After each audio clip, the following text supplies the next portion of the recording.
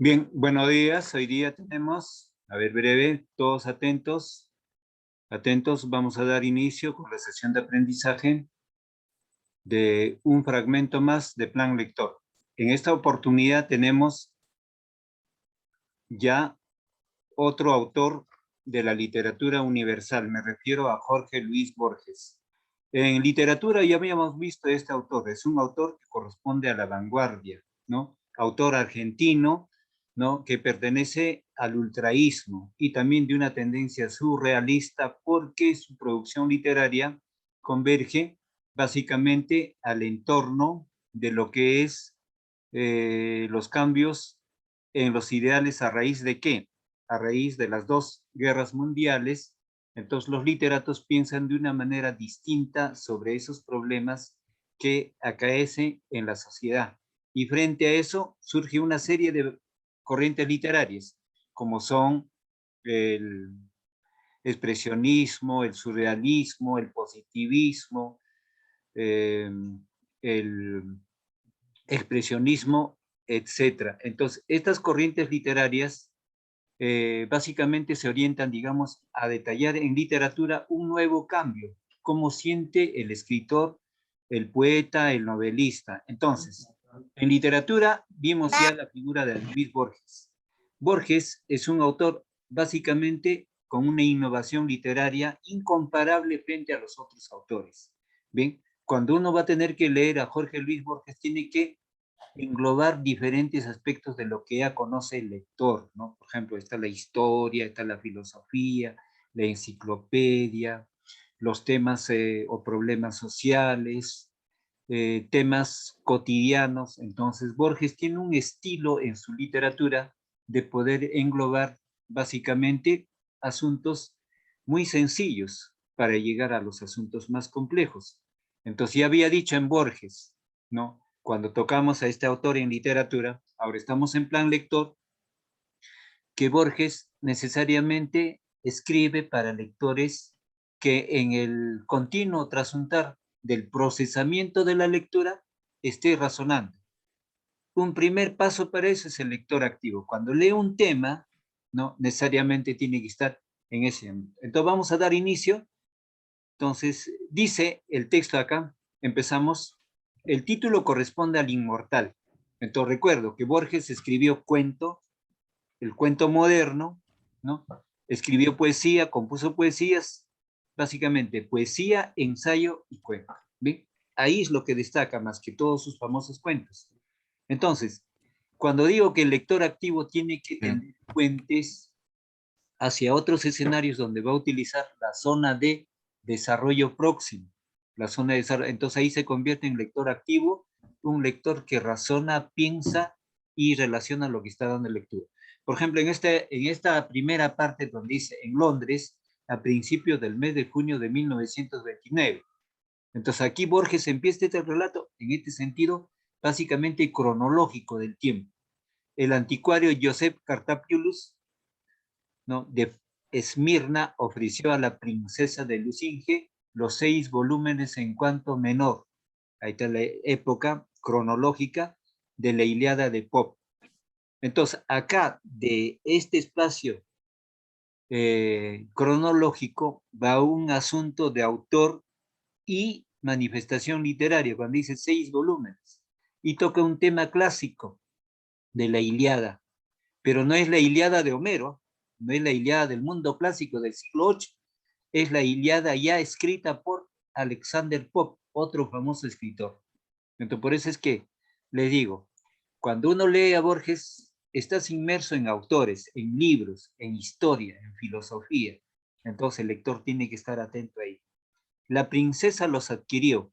Al recibirlos cambió unas palabras con él. Era, nos dice, un hombre consumido y terroso, de ojos grises y barba gris, de rasgos singularmente vagos. Se manejaba con fluidez e ignorancia en diversas lenguas. En muy pocos minutos pasó del francés al inglés y del inglés a una conjunción enigmática. de español de Salónica y de portugués a Macao. En octubre, la princesa oyó por un pasajero del Zeus que Cartapilos había muerto en el mar. Mire, aparte de eso, Borges está entrando a un término clásico, cuando dice Ilíada y Zeus. ¿Quién era Zeus? Era el padre de los dioses de la mitología griega, que Cartapilos había muerto en el mar al regresar a Esmirna y que lo habían enterrado en la isla de los Delos. ¿Bien? En el último tomo de la Ilíada halló este manuscrito. El original está redactado en inglés y abunda en latinismos. La versión que ofrecemos es literal. Cuando nos habla de latinismos, acá ingresa al campo de la lingüística, del origen de las palabras. Los latinismos provienen palabras del latín, ¿no? Por ejemplo, como dijera fiat lux, el mismo curriculum vitae es de latín. Bien, entonces, la versión que ofrecemos es literal. Que yo recuerde, mis trabajos empezaron en un jardín de Tebas. Mire, los lugares, Esmirna, Tebas, ¿no? De Edipo Rey, ¿no? Son escenarios del mundo clásico. Hecatopilos, cuando Diocleciano era emperador. Diocleciano ha sido un emperador romano. Yo había militado sin gloria en las recientes guerras egipcias. Yo era tribuno de una legión que estuvo acuartelada en Berenice, frente al Mar Rojo. La fiebre y la magia consumieron a muchos hombres que codiciaban magnánimos el acero. Los mauritanos fueron vencidos. La tierra que antes ocuparon las ciudades rebeldes fue dedicada. Estamos ingresando ya al episodio del primer personaje, ¿no? Estamos en un entorno básicamente clásico. Legión. ¿Qué era legión? Una legión está conformada por 7.000 soldados, 3.000, 4.000, dependiendo de la fuerza que ellos manejaban, especialmente la de las huestes romanas. ¿Bien? Entonces, eternamente a los dioses plutónicos. Plutónicos, Alejandría revelada, imploró en vacío la misericordia del César. Bien lo dije. Antes de un año las legiones reportaron el triunfo, pero yo logré apenas divisar el rostro de Marte. Mire, aquí encierra emperadores, nombres de gobernantes como César, ¿no? Hace alusión a los términos de los dioses griegos y romanos, y nuevamente, como dije, Tebas, Alejandría, dice acá, Alejandría, revelada, imploró en vano la misericordia del César. Antes de un año las legiones reportaron el triunfo, como yo logré apenas divisar el rostro de Marte. Marte es un dios, es el dios de la guerra, según la mitología griega y romana. Esa privación me dolió y fue a la vez la causa de que yo me arrojara a descubrir por temerosos y difusos desiertos de secreta ciudades inmortales.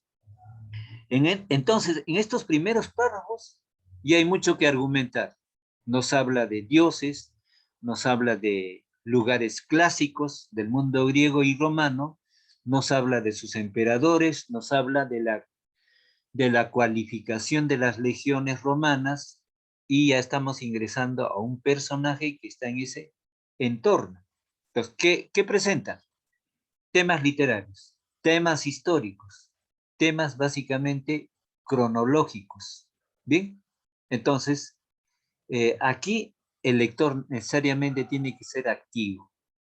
¿Alguna pregunta hasta este momento? Alejandría era la ciudad que habían construido en honor al famoso conquistador macedonio Alejandro el Grande, que había dejado una vasta extensión territorial que a raíz de su muerte a los 25 años, no, había dejado un extenso territorio y sus generales fraccionaron su territorio. ¿Bien? Entonces, en alusión a eso es Alejandría. ¿Bien? Entonces, dice, mis trabajos empezaron, he referido, en un jardín de Tebas. Toda esa noche no dormí, pues algo estaba combatiendo en mi corazón. Me levanté poco antes del alba. Mis esclavos dormían. La luna tenía el mismo color de la infinita arena. Un jinete rendido y ensangrentado venía del oriente. Bien, aquí en esta parte más sencillo porque empieza la forma narrativa, no, en un sentido inductivo. En cambio, en los párrafos anteriores es una miscelánea. ¿Qué es una miscelánea? La miscelánea es la composición, la combinación de qué? Combina historia, combina personajes clásicos, lugares clásicos, hace alusión a referencias del libro, ¿no? Entonces, es una miscelánea, es un conglomerado. ¿Qué significa la palabra conglomerado? Conglomerado es la mezcla de varios elementos. Bien, entonces, arriba, por eso le digo, está mezclando personajes, ¿no? Personajes de la mitología griega romana, libros, lugares geográficos, históricos como clásicos. ¿Bien? Entonces aquí, a unos pasos de mí rodó el caballo. Con una tenue voz insaciable me preguntó en latín el nombre del río que bañaba los muros de la ciudad. Le respondí que era el Egipto, que alimentan las lluvias. Otro es el río que persigo, replicó tristemente. El río secreto que purifica de la muerte a los hombres. Bien, entonces, empezamos con prestar atención a lo que es este tipo de lecturas. Entonces, nuevamente retomo. A unos pasos de mí rodó el caballo con una tenue voz insaciable. Me preguntó en latín el nombre del río que bañaba los muros de la ciudad. Le respondí que era el Egipto, que alimentan las lluvias. Otro es el río que persigo, replicó tristemente. El río secreto que purifica la muerte de a los hombres. Una versión clásica. Cuando se habla de mitología se cuentan asuntos básicamente sorprendentes de fantasía. Entonces aquí, por ejemplo, ese término, el río secreto que purifica de la muerte a los hombres. Prosigo. Oscura sangre le emanaba el pecho. Me dijo que su patria era una montaña que está del otro lado del Ganges y que en esa montaña era fama que si alguien caminara hasta el occidente donde se acaba el mundo, llegaría al río cuyas aguas dan la inmortalidad para no morir.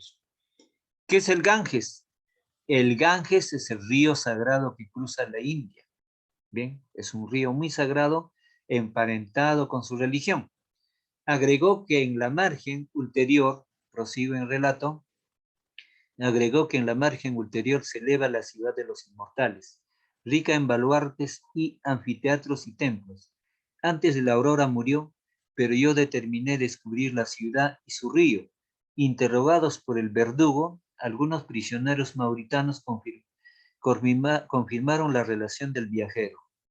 Alguien recordó la llanura Elisea, en el término de la tierra donde la vida de los hombres es perdurable. Alguien, las cumbres donde nace el Pactolo. Ahí me detengo. ¿Qué es el Pactolo? El Pactolo es un río sagrado según la mitología griega. Quien bebiese las aguas del río Pactolo, ¿no? Podía convertirse en inmortal. O quien tocase las aguas del río Pactolo se purificaba y llegaba a tener poder, según la mitología griega.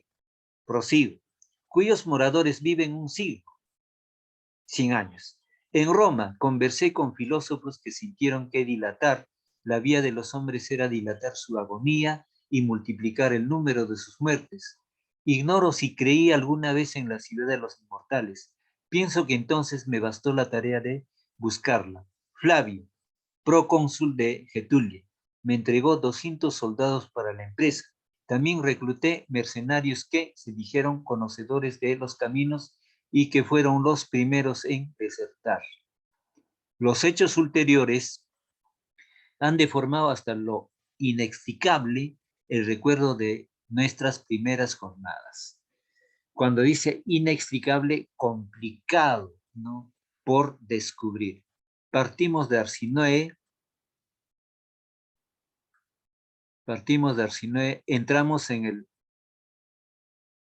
el abrasado desierto, atravesamos el país de los trogloditas. ¿Qué es un troglodita? ¿Alguien tiene una idea? Fabricio, ¿sabes lo que es un troglodita? A ver, para razonamiento verbal.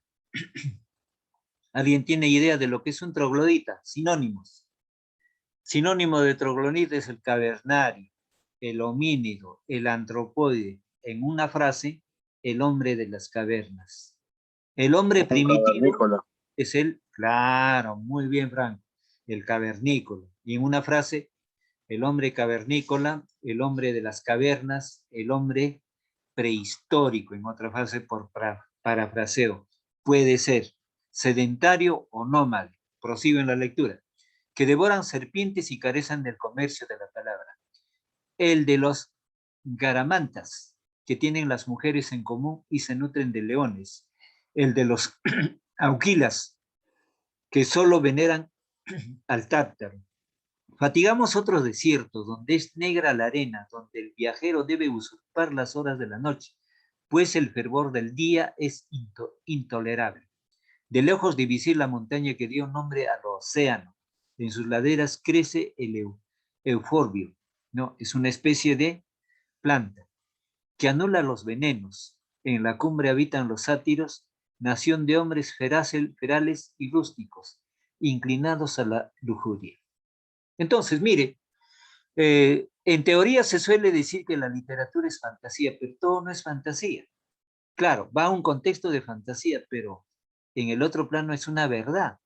Cuando dice, por ejemplo, miren, acá negra arena, donde usurpar horas, etcétera, de lejos divisir la montaña que dio nombre al océano, en sus laderas crece el euforio que anula los venenos.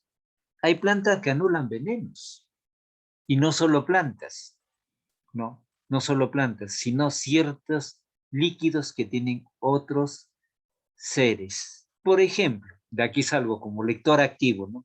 En la selva peruana, el chuchupe es una víbora, es una serpiente muy venenosa. No hay antídoto para esa serpiente. Uno es mordido, no, inyectado su veneno, es muerte segura. Pero en el medio hay un antídoto. Hay un animalito pequeño que se llama picuro. La hiel del picuro se le saca y el que es mordido por esta serpiente venenosa de la selva peruana consume y esa hiel lo anula ese veneno. Y hay plantas también que anulan. Entonces ahí está la veracidad del caso, ¿no? O sea, no todo en la literatura es fantasía. Por eso, cuando uno lee a Borges, estás inmerso en todo. Plantas, lugares, propiedades, montañas, mitologías, creencias, idiosincrasias. O sea, es un conglomerado total. Entonces ahí necesita un lector que esté razonando continuamente. Prosigo. En la cumbre habitan los sátiros, nación de hombres ferales y rústicos, inclinados a la lujuria. Son hombres que estaban en una condición mundana total, ¿no? De la diversión. Que esas regiones bárbaras, donde la tierra es madre de monstruos, pudieran albergar en su seno una ciudad famosa. A todos nos pareció inconcebible en un entorno donde existen bárbaros, donde existe gente que no tiene valor, donde existen monstruos, pero en ese entorno no había una ciudad famosa, lo que no les pareció aceptable, inconcebible, no, de no aceptar, inconcebible, aquello que no se puede aceptar en nuestro pensamiento. Proseguimos la marcha, pues hubiera sido una afrenta retroceder. Algunos temerarios durmieron con la cara expuesta a la luna. La fiebre los ardió en el agua depravada de las cisternas, otros bebieron la locura y la muerte. Entonces comenzaron las deserciones. Muy poco después, o sea, muchos soldados que acompañaban al personaje se escaparon, renunciaron a esa travesía, ¿no? Muy poco después, los motines. Para reprimirlos no vacilé ante el ejercicio de la severidad. Procedí rectamente, pero en un centurión me advirtió que los sediciosos, ávidos de vengar la crucifixión de uno de ellos, maquinaban mi muerte. Huí del campamento con los pocos soldados que me eran fieles. En el desierto los perdí, entre los remolinos de arena y la vasta noche. Una flecha cretense me laceró. ¿Qué se entiende? Una flecha cretense me laceró. Eso quiere decir que recibió un flechazo de un habitante de Creta. Creta está muy próximo a Italia. Varios días erré sin encontrar agua, o un solo enorme día multiplicado por el sol, por la sed, y por el temor de la sed dejé el camino al arbitrio de mi caballo. En el alba, la lejanía se erizó de pirámides y de torres. Insoportablemente soñé en un exiguo y nítido laberinto, ¿no? Exiguo, ajustado, ¿no? Laberinto. En el centro había un cántaro. Mis manos casi lo tocaban, mis ojos lo veían, pero tan intrincadas y perplejas eran las curvas que yo sabía que iba a morir antes de alcanzarlo. Entonces, en esa narración empieza el segundo capítulo de esa narración. Al desenredarme por fin de esa pesadilla. Ya. A ver, empezamos, Franco, con la lectura de este primer párrafo subrayado.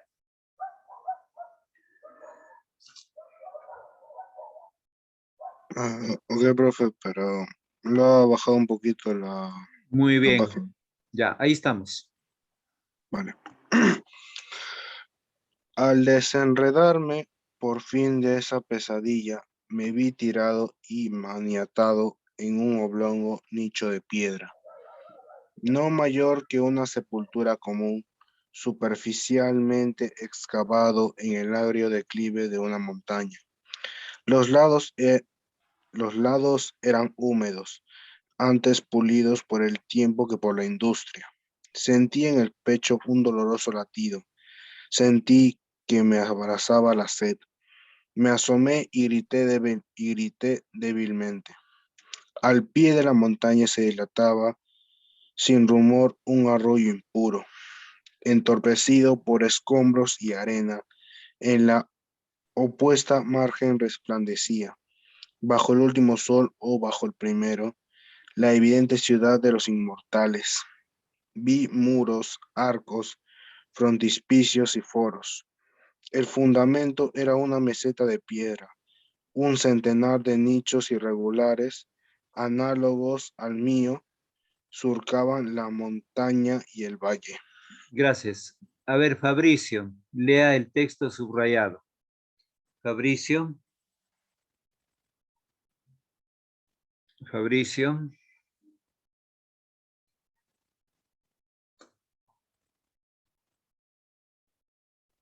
Morán. Sí, profesor. Ya, el texto subrayado, lea, Morán. Ok. En la arena había pozos de poca hondura, de esos mezquinos agujeros, y de los nichos emergían hombres de piel gris, de barba negligente, desnudos. Creí reconocerlos, pertenecían a la estirpe bestial de las trogloditas Trogloditas. que infestan las riberas del Golfo Arábigo y las grutas etiópicas. No me maravillé de que no hablaran ni de que devoraran serpientes. Gracias. A ver, proseguimos con la lectura. Entonces, miren, ahí está la secuencia del relato, ¿no? Donde en ese entorno hay la cualificación de actitudes, por ejemplo, eso de comer serpientes, ¿no? Entonces, es igual, en la sociedad del mundo, en muchos aborígenes de la Australia, como del África, por ejemplo, muchas especies también, o muchos grupos étnicos consumían carne humana, o sea, eran especie de caníbales, en este caso los de serpientes. Y es más, pues en la selva peruana se consume la serpiente, en frituras, en una especie de ceviches, etcétera. Entonces, entre la realidad y la fantasía existe ambas. Entonces, hay un contubernio o una mezcla de ambas cosas. Entonces, remontándonos a nuestro relato, básicamente, pues nos está contando esos escenarios, no de la selva peruana, sino de su conocimiento en diferentes entornos. En este caso, es el entorno africano, es el entorno arábigo, parte del Asia, el escenario donde se está llevando esta versión, pero también emparentado, digamos, con términos clásicos. Cuando dice, por ejemplo, los ricos teucros de Celea. Mire, los teucros eran un grupo étnico, ¿no? Actualmente corresponde a un lugar asiático, ¿no? Donde vivieron. De los teucros provenían los famosos habitantes de Troya, ¿no? Los aguerridos guerreros, ¿no? Entonces, una región de esa parte se lea, ¿no? O cuando dice, por ejemplo, Agua Negra de Esepo. Esepo también es un lugar de esa parte, ¿no? Esa parte. Entonces, ahí está utilizando escenarios, lugares del entorno. O aquí, por ejemplo, cuando dice Golfo Arábigo, está en ese entorno de Arabia, ¿no? Y ya expliqué lo que significa trogloditas, ¿no? Trogloditas. Cuando dice, por ejemplo, estirpe bestial, que eran hombres bárbaros, hombres sin educación, por no decir hombres prehistóricos, ¿no? Entonces, proseguimos con la lectura. A ver, Amasifuen, lea el texto subrayado.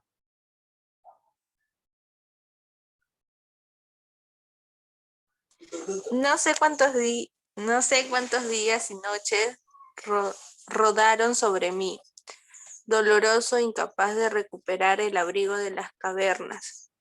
Desnudo en la ignorada arena, dejé que la luna y el sol jugaran con mi ansiado destino. Los trogloditas infantiles en las barbaries no me dieran muerte. Ayudaron a No me sobrevivir. ayudaran a sobrevivir a morir. En vano les rogué que me dieran muerte. Un día, con el filo de pedernal, rompí mis ligaduras. Otro día me levanté y pude mendigar o robar. Yo, Marco Flamini Rufo, tributo militar de una de las legiones de Romami, primera Roma. de Roma. Mi primera detestada ración de carnes de serviente. Ya, muy bien, gracias. Entonces, este caballero Marco Flaminio Rufo había tenido una legión pequeña de soldados, pero la han ido abandonando. Él fue enérgico en ajusticiarlos a muchos de ellos y escapa porque había una intención de eliminar. Entonces, acá está solo, ¿no? Ya en el escenario de ese grupo étnico que consume carne de serpiente. Entonces, prosigue, la codicia de ver a los inmortales de tocar la sobrehumana,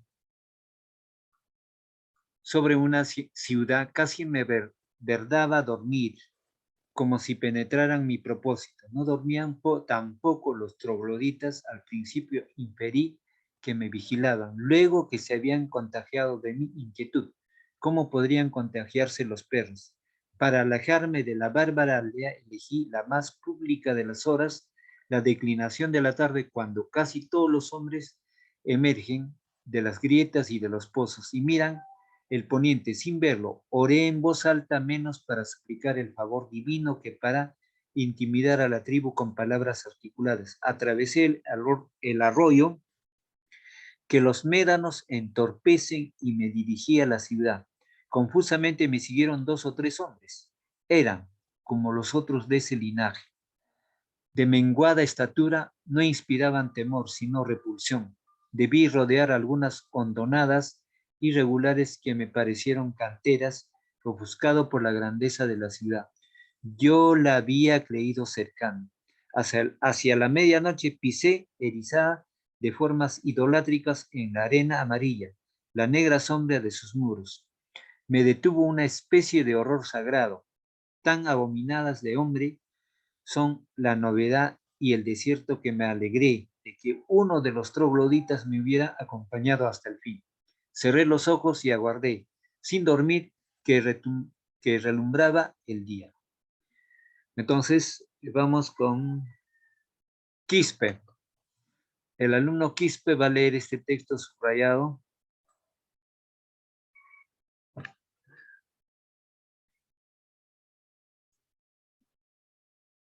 Quispe. ¿Empiezo? Sí, el texto subrayado.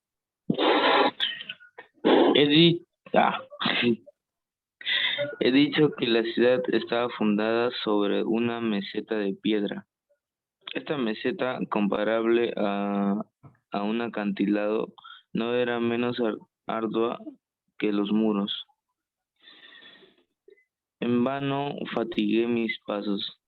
El El negro negro basamento no descubría. no, Ya, está bien. Siga, siga, siga. no descubría la menor irregularidad. Los muros invariables no parecían consentir una sola puerta. La fuerza del día hizo que yo me refugiara en una caverna. En el fondo habla un pozo.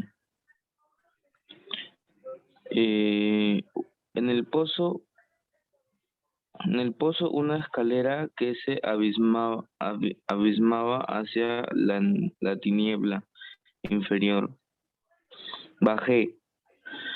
Por un caos de sórdidas galerías llegué a una vasta cámara circular, apenas visible. Habla 9 puertas en aquel sótano. 8 daban un laberinto que falazmente desembocaba en la misma cámara. Muy bien, gracias. Entonces, acá está en una forma, este texto está en una forma descriptiva, pero acá está entre la imaginación y la fantasía. Bien, entonces en los anteriores párrafos es más sencillo comprenderlo. Bien, prosigue. La novena a través de otro laberinto. ¿Qué es un laberinto? Un laberinto es un escenario donde tiene un ingreso y para poder salir es algo confuso, a veces no logra salir. Entonces, los laberintos en el tiempo cronológico han sido construidos especialmente por los griegos. Se encuentra en muchos de los relatos de las mitologías griegas los laberintos. Entonces, en los laberintos tenían un fin, donde vivía un monstruo, entonces persona que ingresaba no salía y era devorado por el monstruo. Entonces, una forma de ingresar a los laberintos era con una soga, con un hilo, para poder volver rápidamente. Entonces, salgo de ese escenario, por ejemplo, ¿no? Si acá estamos de aquí, Cerro de Pasco o Guayay Grande está 6 horas. Guayay Grande es el bosque de piedras más grande del Perú. Entonces, al bosque de piedras hay que adentrarse con un grupo de personas, no solo uno. Ingresa solo y ya no puede salir porque es una especie de laberinto. Muchas personas han desaparecido y muchos otros, si son solos, tienen que ingresar con un hilo, con una soga. Bien, porque los muros, las piedras son similares o parecidos y no hay manera de salir. Entonces, por eso tiene que entrar en grupo. Es algo así el laberinto. En este caso, este laberinto estaba construido. En el caso del bosque de piedras, es un laberinto natural. Prosigo. Ignoro el número total de las cámaras. Mi desventura y mi ansiedad la multiplicaron. El silencio era hostil y casi perfecto. Otro rumor no había en esas profundas redes de piedra que un viento subterráneo, cuya causa no descubrí. Sin ruido, se perdían entre las grietas hilos de agua herrumbrada. Horriblemente me habitué a ese dudoso mundo.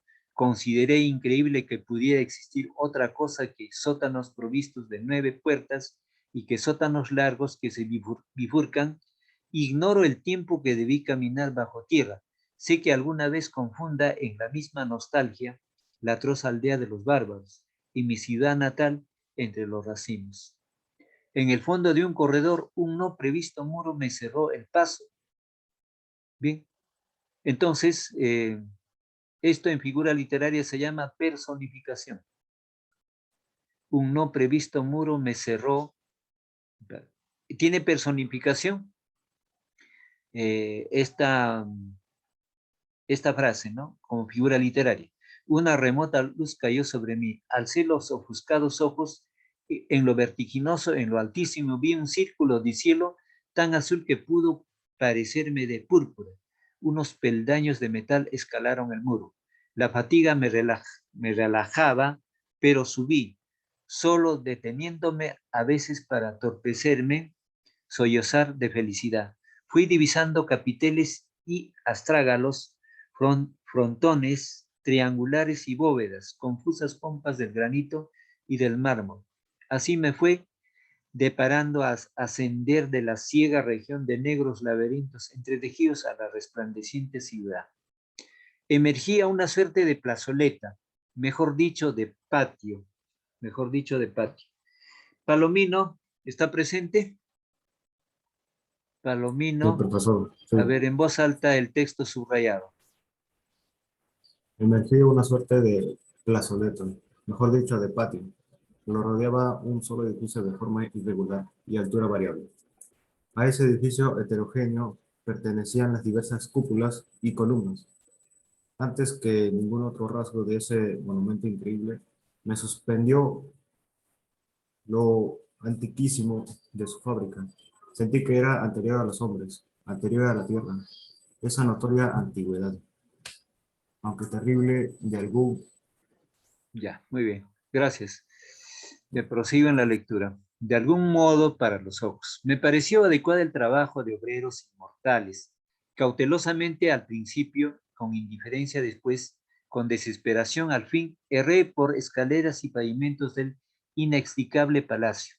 Después averigüé que eran inconstantes la extensión y la altura de los peldaños, hecho que me hizo comprender la singular fatiga que me infundieron. Bien, entonces, Palacín se encuentra, Palacín, Pérez, Pérez, Sí, profe. ya, en voz alta el texto que voy a subrayar. Empezamos. Cautelosamente al principio, con indiferencia después, con desesperación al fin, erré por escaleras y pavimientos del inextricable palacio. Después averigüé que eran inconstantes la extensión y la altura de los peldaños, hecho que me hizo comprender la singular fatiga que me infundieron. Este espacio es fábrica de los dioses. Pensé primeramente, exploré los inhabitados recintos y corregí. Los dioses que lo edificaron han muerto. Noté sus peculiaridades y dije, los dioses que lo edificaron estaban locos. Gracias. Lo dije bien, lo sé, con una incomprensible reprobación que era casi un remordimiento con más horror intelectual que miedo sensible.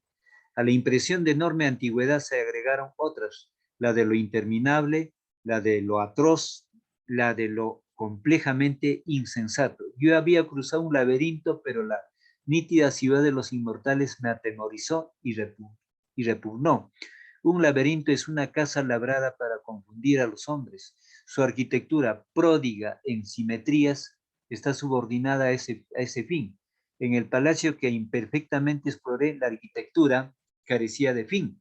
Abundan el corredor sin salida, la alta ventana inalcanzable, la aparatosa puerta que daba a una celda o a un pozo, las increíbles escaleras inversas con los peldaños y las balaustrada hacia abajo. Otras aéreamente. A ver, Gamboa. Sí, profesor. Ya, entonces nuevamente voy a subrayar este párrafo. A ver, el párrafo subrayado. Ya, empezamos. Otras heridas aéreamente al costado de un muro monumental morían sin llegar a ninguna parte. Al cabo de 2 o 3 giros en la tiniebla superior de las cúpulas. Ignoró si todos los ejemplos que he enumerado son literales. Sé que durante muchos años infestaron mis pesadillas. No puedo ya saber si tal o cual rango es una transcripción de la realidad o de las formas que desatinaron mis noches. Gracias. José Morales. A ver, Morales, la parte subrayada.